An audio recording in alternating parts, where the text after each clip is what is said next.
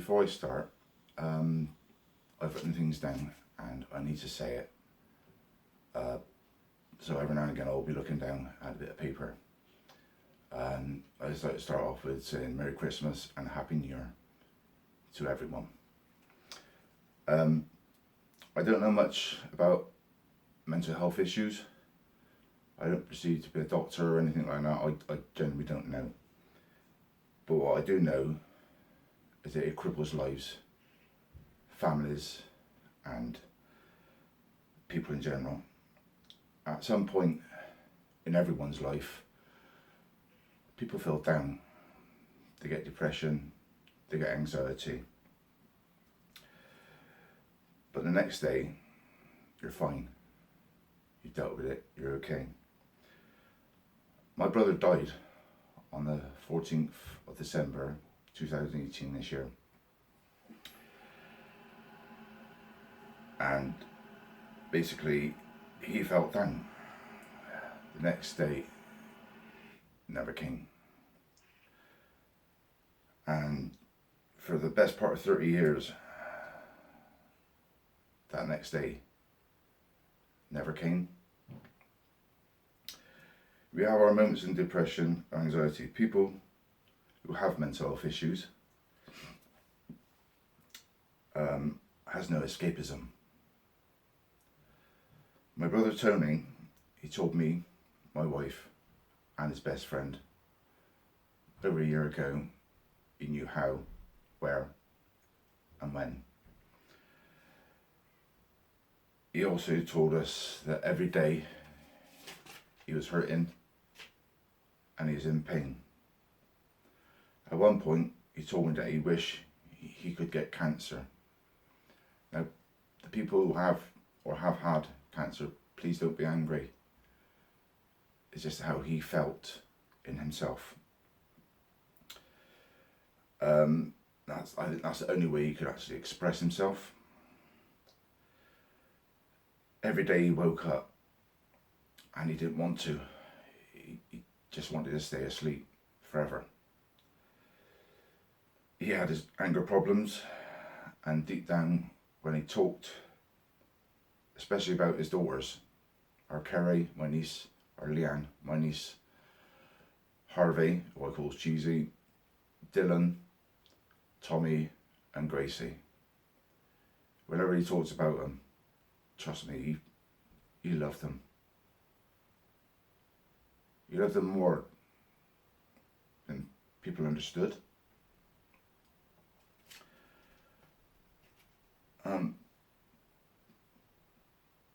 But they never knew the darkness room that he was in. Because he's in this room of no return. And that's what he couldn't handle. There are no doors to open.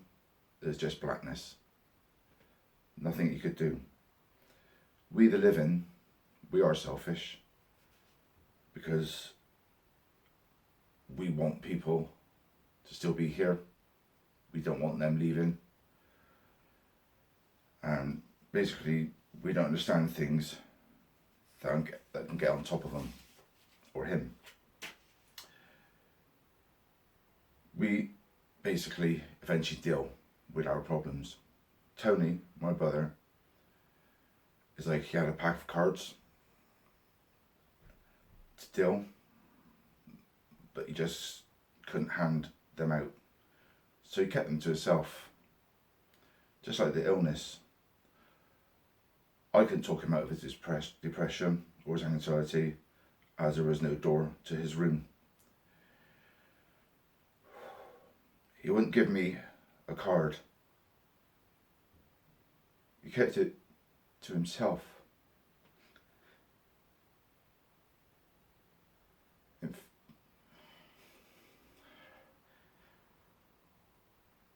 In 53 years, I never saw him cry, properly cry, once.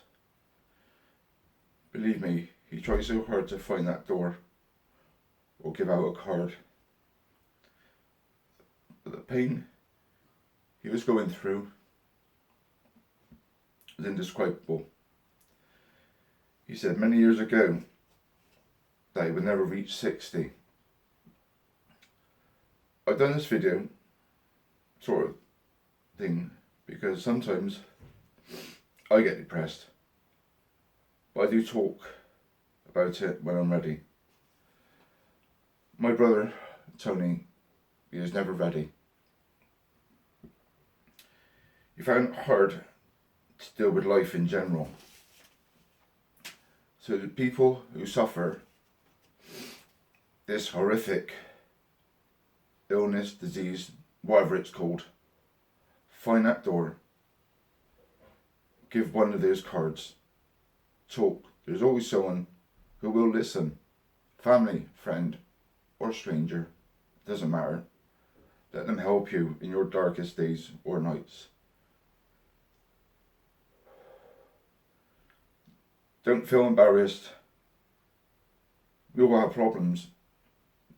Maybe, just maybe, when you talk to that person, it might help them offload how they feel as well. Making you realise you're not in that room with that deck of cards on your own. And there's help out there for you. My brother was and is Tony Tolhurst, who suffered mental health issues. I am and will always be proud of him. I'm glad we got just that little bit closer in his final years. So please talk.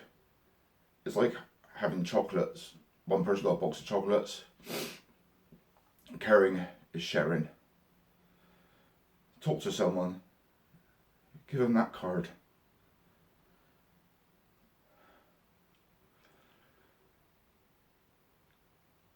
Let them find that door for you.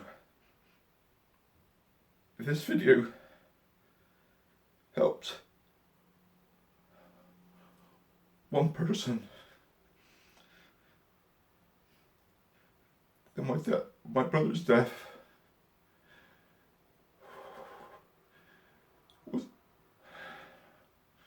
wasn't in vain.